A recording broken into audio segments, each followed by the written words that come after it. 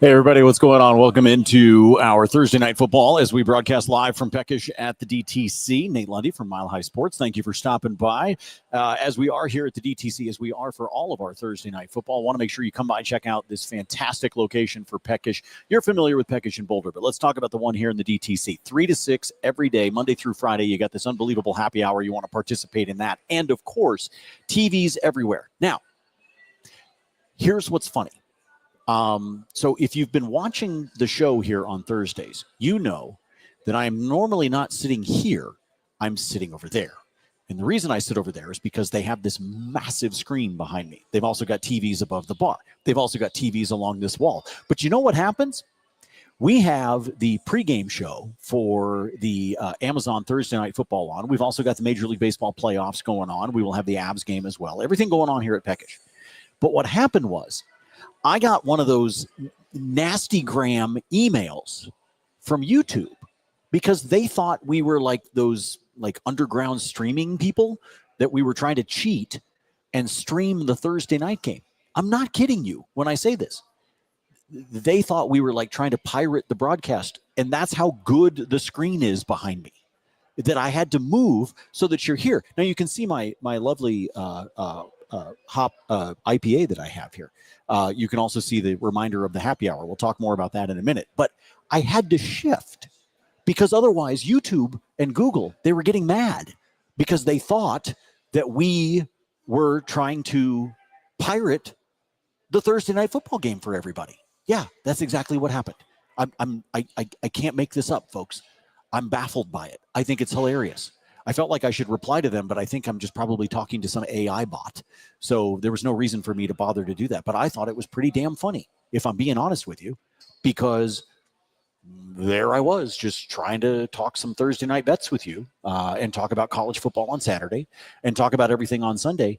And instead, YouTube thought I was trying to cheat and let all of you stream the Thursday night game. So that's why I'm sitting over here now. So we're going to get different. We're going to put some pictures up. If you want to submit some things, maybe we could put up like a dry erase board. People could come in and draw pictures. But I'm going to have to do something because you're missing out on the amazing television, which right now in all of its like 800 feet of glory is showing the Phillies and the Dodgers game in the Major League Baseball playoffs right now, which is still 0-0 as we go. I think Glass now has 8 Ks in this game, so it's really fascinating. So as we always do on Thursdays, if you've been tuning in, I hope that you will. I hope you join us each week. You can also comment. You can comment on YouTube. You can comment on Twitter, comment on Facebook as well. And I'll see those comments, and I can even answer or give you some advice on some of your sports bets. But that's what we do here on Thursday nights at Peckish DTC, inside the Belleview station, just west of I-25 and Belleview on the exit there, is we talk about the bets. And so what I do is I tend to move backwards, okay? I start off with you. We start off on Sunday's slate, and then we move backwards. I give you a couple of college football highlights that I like, and then we get into tonight's Thursday night game. I'm also going to sprinkle in a couple of hockey bets for you, because if you've been following me for long enough, if you follow all the way back to You Bet Tonight, if you follow what I do on the spreadsheet that's posted up on Twitter, X, whatever, and all that, it's completely free. I don't charge. If you're paying for picks, you're crazy. Just get on there and check out what we do with the picks, because I've got them all posted up for you at no charge. We're already up like 11 plus units, and we've only had 2 nights of hockey plus a few games that have already gotten underway at the top of the hour. We hit on an anytime goal for Connor Bedard, for example. That's the reason why I post up that spreadsheet. I give you guys all the picks for free. Sometimes we win, sometimes we lose. You can follow me, you can fade me. It doesn't really matter. But I post everything up, and everything on there that you ever see is a bet that I've made. It is not on that spreadsheet unless I have actually put my own money down on that bet. So if you want to have some fun with me, you can play along, you can do that. Let's start on Sunday. Obviously, everything starts early in the morning with Denver and the Jets. They'll be at 7:30 in the morning Mountain Time as they play over in London. That is the early contest. Our good friend Troy Rank, a bunch of our buddies, Nick Cosmatter, everybody's over there right now in London. I am here in the DTC instead, because the food's better.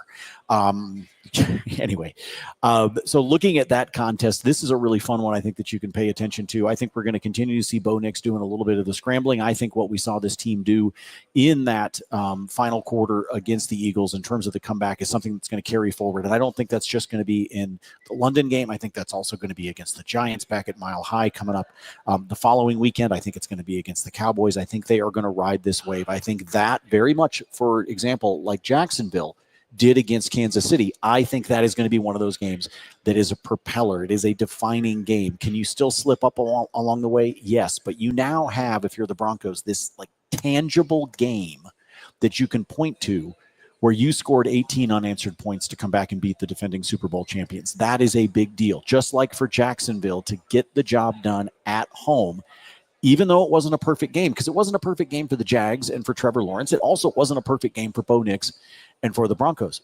But what matters in the end is what the scoreboard says, right? And the scoreboard said the Broncos win. The scoreboard said the Jags win. We'll talk about the Jags here in just a minute.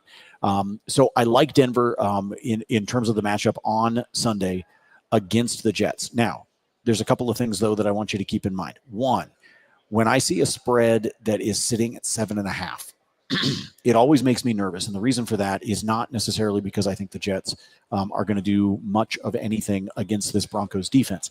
It has to do with the fact that the 7.5 leaves you wide open for a backdoor cover. Okay.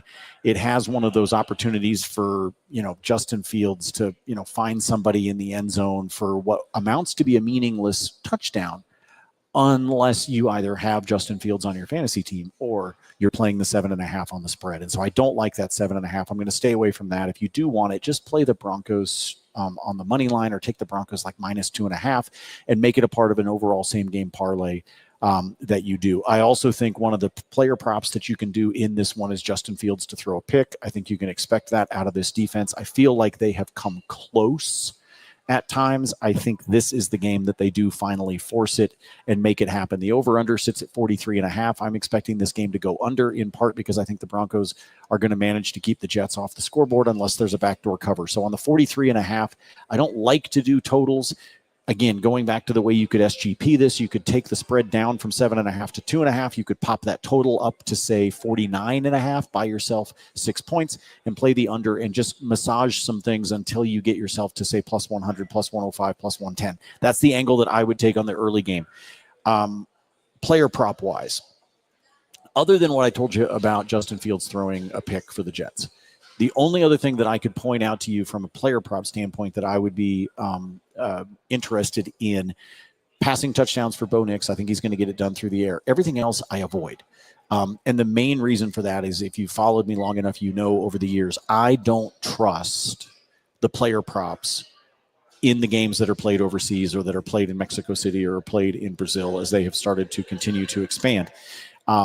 And it's just because I never know exactly how a player is going to react to that travel schedule, to the change in venues, to the change of the body clock, all those kinds of things. Even though the Broncos have been there since Philly, okay, it's still one of those things that makes me nervous. And so it's just something that I throw out there for you. I think there are a lot of really good player props that you can take advantage of this weekend. I'm going to share some of those with you. But in general, I think the ones that you're going to see available for the early game on Sunday, you are likely going to want to avoid as much as you possibly can. And again, it's just like, go find something else that just makes you feel a little bit better and doesn't take into account the oddities that are the overseas and the change in the clocks and all that kind of stuff. Okay, moving forward. I always like to share with you when we're looking at Sundays. I like to share with you across the schedule some of my favorite anytime touchdown bets. One of the ones that we're going to start with is, let's go to the Colts and the Cardinals.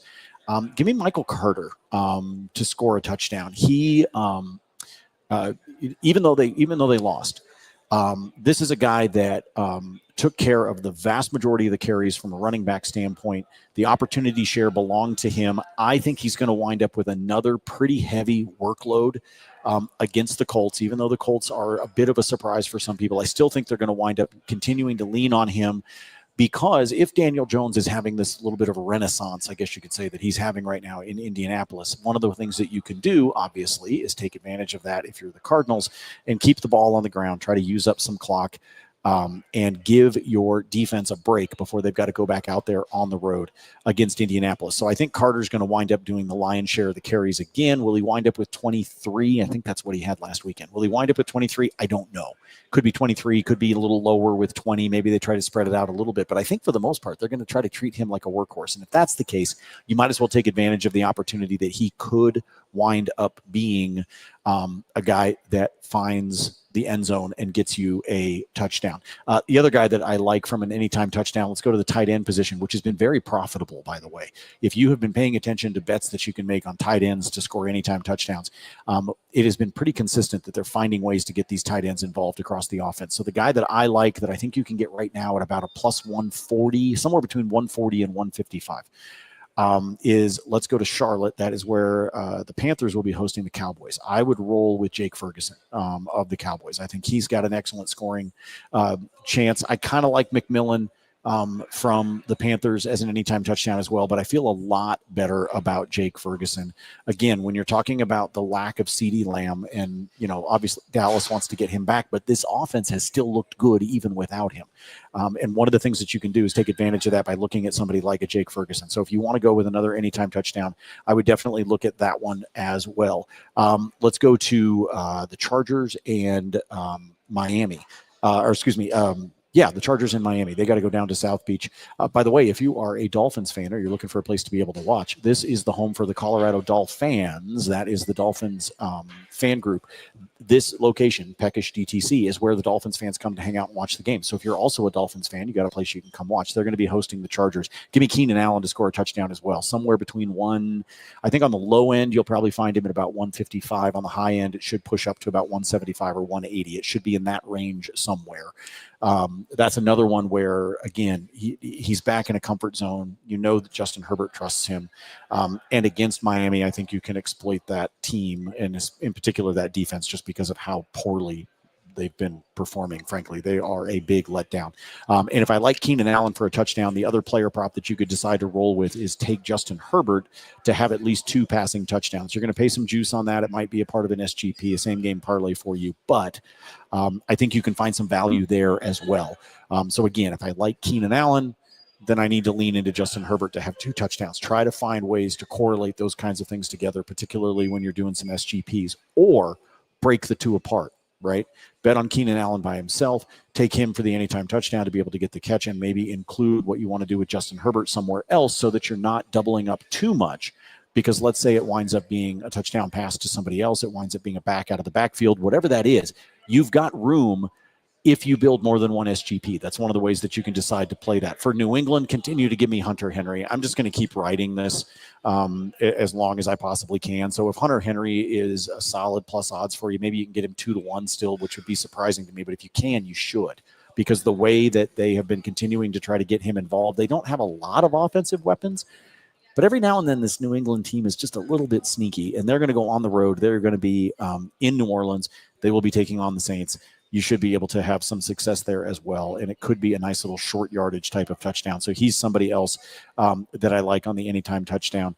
I've seen there's probably like 3 different folks that I follow because in addition to doing the sports betting stuff that I do, I also follow a lot of the guys that I tend to see have success, or that I like their analysis, or especially if it's somebody that like if they're closely tied to one of the teams. Like I have a lot of people that reach out to me that ask me for suggestions on what to do with the Broncos, right? Because, we're here in Denver, right? So some of my friends that work in media or work in sports betting that are around the country, they'll reach out to me the same way that if you pay attention to the Fade 5 podcast that I do with Brad Evans, that I lean on Brad when it comes to the Bears. I lean on Brad when it comes to the Fighting Illini of Illinois, because he lives in Champaign. He is actually an Illinois alumni. So for him, it's like I lean on him for the advice when it comes to those teams. So I pay attention to folks. I have seen so many people that keep leaning on this idea of trying to get Jamar Chase a touchdown. And I'm trying to figure out how anybody is trusting the Cincinnati offense right now. I mean, I'm desperately trying to figure that out. Why in the world do you trust that offense until you see it? It's not saying that I think Jamar Chase is going to be continued to be squashed over and over and over and over again from an offensive standpoint. It's just that until I see it, I don't believe it. And I can't play it. I got to stay away from that. So I know that it seems like it should be a value because it's pushing 2-1. You go back to last year, you go back to prior years, you're not going to find Jamar Chase at nearly 2-1 for a touchdown. It doesn't happen. Never happens. But it's happening right now, and it's because the odds makers know that some of us, from a betting standpoint, are going to see that number, and they're going to get to the point where they just can't resist it. And they're going to play the HD bet, as our buddy Brett Kane would say over at Altitude. He calls it a he's due bet. There is something about folks that believe it's the same idea after seeing, 4 reds in a row on the roulette wheel, and you're just convinced the next one's going to be black, and sure enough, it pops up as another red. Sometimes the he's due just doesn't translate, and I'm not buying it when it comes to Jamar Chase. So as we go through the weekend, I'll have some additional props for you as well. Again, they get posted up at the spreadsheet. We are here at Peckish in the DTC in the Belleview station. Again, just west of I-25 and Belleview exit. Come stop by. Grab some parking. There's tons of parking all over the place here. You get a chance to come join us. You can watch. I told you, tonight's going to be fun because you've got the Eagles and the Giants. So you got a good NFC East matchup, right? You've got the Eagles who are pissed because they lost last week to Denver. So this should be a fun Thursday night game. But if for some reason Philadelphia decides to take their anger out on the Giants, you don't got to worry about it. You can still come here to Peckish because there's so many TVs and there's such a setup going on that, like I said, we got the MLB playoffs going on. We got the Phillies and the Dodgers. We will, of course, have Milwaukee and the Cubs game as well coming up later. The Avs will drop the puck, their first home game tonight just after 7 o'clock. That will be here. So you got plenty of options, even if you sit back and you go, Nate, I do not want to watch the Eagles and the Giants. You just can't bring yourself to do it. That's fine. We're going to have plenty of else on, and the food's fantastic. So stop using any of the games as an excuse. Just come and enjoy the food. Let me backtrack to Saturday, by the way, with some of the college football. So far this season, Saturday is by far my favorite slate of games that we are going to see. You're going to get Ohio State and Illinois. You are going to get Alabama and Missouri. Those are both top 20 matchups. In that, you're also going to fast forward to the 3:30 Eastern games, the 1:30 games for us here in the Mountain Time Zone. You're going to get the Hoosiers and the Ducks. You're going to get number 3 versus number 7. You, of course, have the Red River Shootout. I'm sorry, I still call it the Red River Shootout. I do not call it the Red River Rivalry. That is the Sooners and the Longhorns. That one is also at 1:30 for us. Iowa State will be up in Boulder to take on Colorado. Call me crazy. I might just take Colorado straight up in this one. I think this is when they finally get stuff right against Iowa State. I think they can actually beat the Cyclones. The Cyclones are ranked 22nd in the country, but I think Colorado gets it done. I think they're catching about 3 points right now. If you're not comfortable with the money line, if you can get 3.5, if you can get the magic 3.5, if you can get the hook, take it. But it would not surprise me if Colorado doesn't get it right this weekend and they break the losing streak that they're on. I'm a big fan of that one.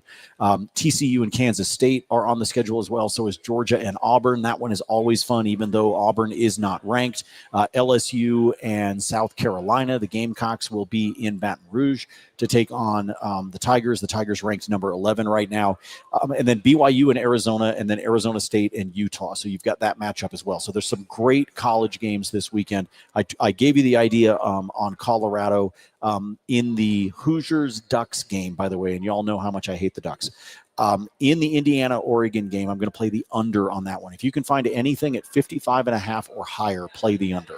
I think the defense of Indiana, I think this is going to be one of the better defenses that the Ducks have faced. I think that Oregon's going to wind up winning this game because I believe in college football they do have one of the best home field advantages in all of college football at Autzen Stadium. But I also believe that Indiana can cause them some problems. This Hoosiers team is the real deal. If you saw a couple of weeks ago what they did to Illinois, to the Fighting Illini at home, I think they can take some of that mojo with them on the road. And look, as loud and as raucous as Autzen Stadium can get, and I know it firsthand, if the opposing team can come in, if Indiana can score early, or if this thing can be, let's say, tied at 10, tied at 13 at halftime, or even just a 3-point game, even if the Ducks have the lead, if you can take that student body and you can take some of the crowd out of it in Eugene, Indiana's got a legit chance to pull off the victory on the road, but you've got to take those fans out because they are so damn loud at Autzen Stadium. So if Indiana's going to have a chance, if the Hoosiers are going to get it done, they've got to be able to get it done, hopefully, by scoring early. And I say hopefully because, again, I'm an Oregon State grad, and I hate the Ducks. You guys already know that. Going to point out to you a couple of quick picks that you can have some fun with tonight on the ice. You know how much I love to be able to bet on hockey. Coming up later tonight, I would take the Avs on the money line at home against Utah as they open up home play. I would also take the Vancouver Canucks at home tonight on the money line. Put those two together, you're going to get a parlay at about a plus 130, 128, right in that range.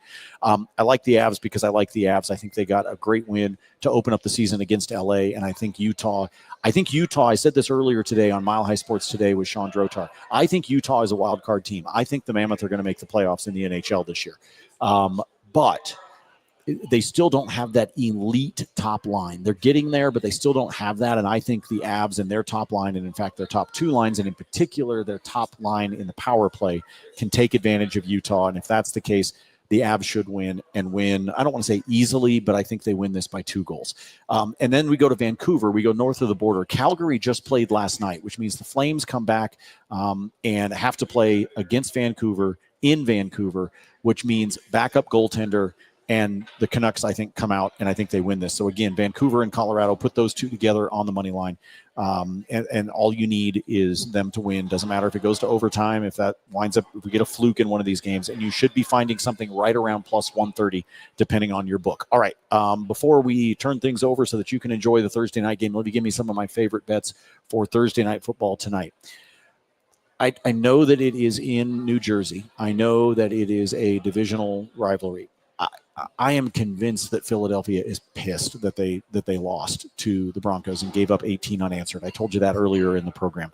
I think Philly wins this by a touchdown. If you want to take them, they are -7, not the hook, flat 7 at a lot of the books right now. That's going to leave you with the opportunity to wind up with a push, right? Like, let's say the final is 21-14 or something like that. You are leaving yourself open to that, but you are also giving yourself that cushion just in case there is the hook comes into play, right? I still believe that Philadelphia wins this. It would not surprise me if Philadelphia doesn't win this by double figures. They still have not figured out how to get Saquon Barkley involved, and it just is what it is. At this time last season, compared to this time this season, currently, this is a staggering number. Saquon Barkley is averaging 70 yards less rushing per game. That's not total yards. That's just rushing through the first 5 games of the year.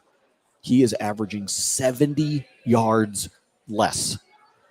Whether that is because they ran him into the ground last year, whether that is because, is he a little tweaked? Is there something we don't really know about, like something that maybe isn't enough to justify a questionable status, but enough that it slows him down?